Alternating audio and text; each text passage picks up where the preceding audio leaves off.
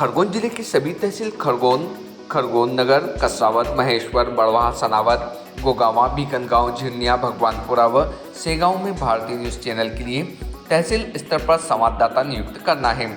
सभी इच्छुक अनुभवी ही संपर्क करें 9925046607।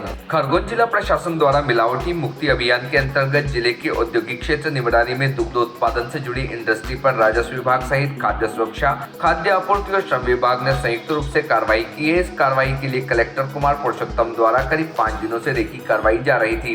बुधवार को पुख्ता जानकारी प्राप्त होने पर संबंधित विभागों को निर्देशित किया गया। मौके से डिप्टी कलेक्टर ओम नारायण सिंह ने जानकारी देते हुए बताया कि निमरानी की मॉडर्न डेयरी पर करीब 8 बजे अमला पहुंचा और कार्रवाई प्रारंभ की।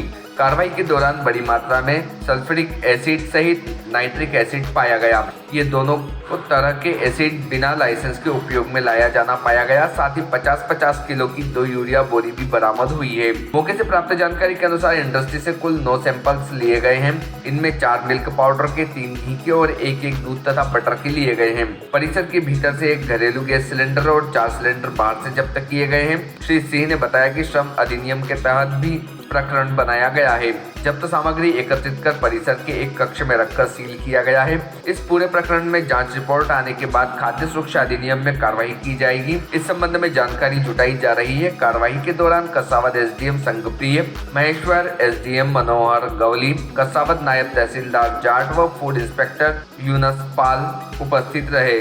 भारतीय न्यूज के लिए खरगोन से रजाक खान की रिपोर्ट।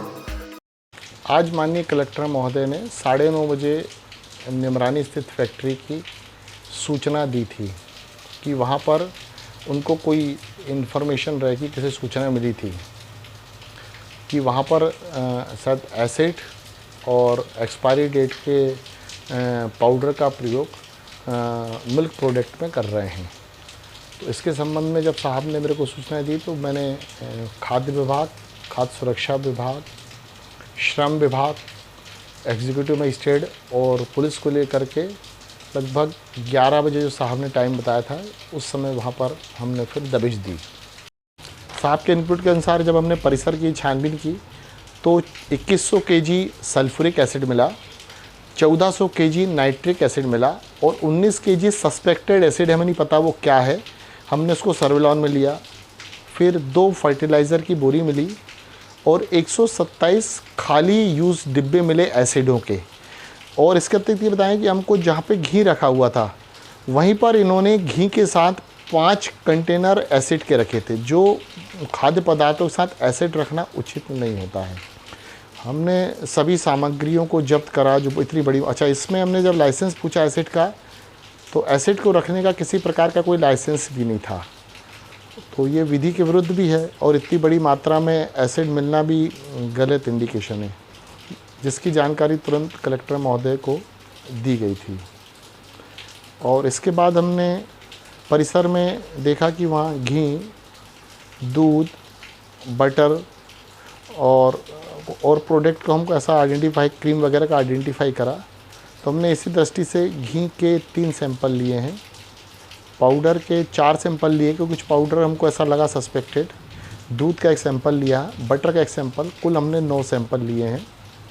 इसके अतिरिक्त हमको जो सस्पेक्टेड चीज़ मिल्क पाउडर, बटर, घी लगी है उसको भी हमने थोड़ा सा सर्विलान में डाला है। हमने उनको कहा जब तक रिपोर्ट ना आए।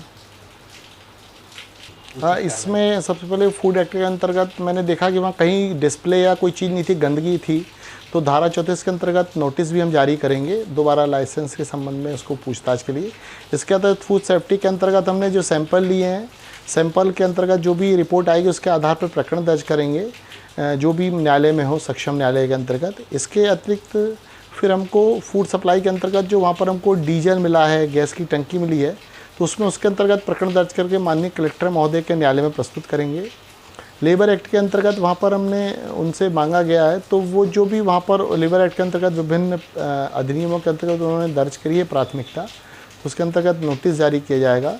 इसके अंतर्गत बड़ी मात्रा में हमको एसिड मिला है, तो माननीय कलेक्टर महोदय और एसडीएम सक्षम अधिकारी, तो उसमें एग्जीक्यूटिव मजिस्ट्रेट ने उसको जब्त करके विधिवत वो पंचनामा और रिपोर्ट बनाई है, वो माननीय कलेक्टर महोदय के समक्ष प्रस्तुत करेंगे एक्सक्लूसिव एक्ट के अंतर्गत, तो वो कार्रवाई होगी। तो इस प्रकार से विभिन्न और भी जो अधिनियम होंगे अपने प्रोसिक्यूटर से, अपने सरकारी विधि अधिकारी से पूछ के हम उसको संपन्न कराएंगे।